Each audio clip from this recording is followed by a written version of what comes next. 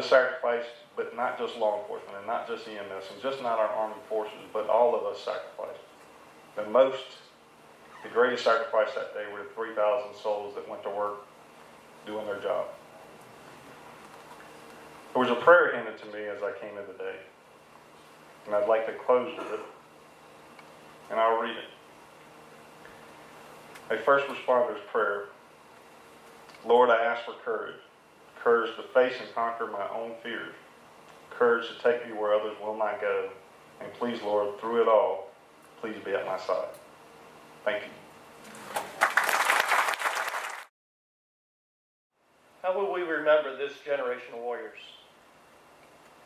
Over 70% of whom have joined since 9/11. They were not drafted. They freely joined in a time of war, knowing full and well they were headed into combat. And they joined anyway. They raised their right hand, they took an oath to serve their country, and if need be, die for it. These heroes and their families comprise less than 2% of our society. They are the last of the baby boomers, the Gen Xers, the Gen Yers, the kids you see in the malls with their iPods and their iPhones, their hip-hop music, and their incessant texting. They're the ones we sometimes shake our heads after, wondering what this country is in for when they take over. They are our sons and daughters, our brothers and sisters, our aunts and uncles, and our mothers and fathers. These young people are truly America's finest. How will history remember them? May God bless all of you, and God bless the United States of America.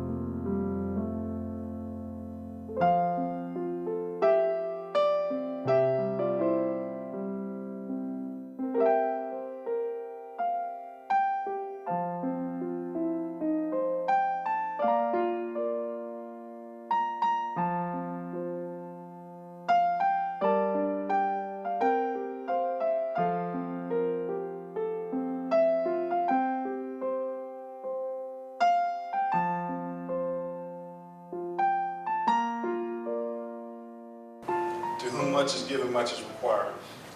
And we saw people that day, common people, do uncommon deeds. But those decisions, that commitment, wasn't made on 9/11. It wasn't made as the buildings were coming down. It wasn't made as the planes were going into the building. It wasn't made as those planes went into the Pentagon or in the field. Those decisions are made daily as they don those uniforms on and they put those firefighter outfits on. Those decisions are made well ahead of that actual confrontation. Before the bullets start flying, our military knows that they're willing to lay down their lives. And they do it for the American dream. And the American dream is our children. And that causes you to put your boots on every morning.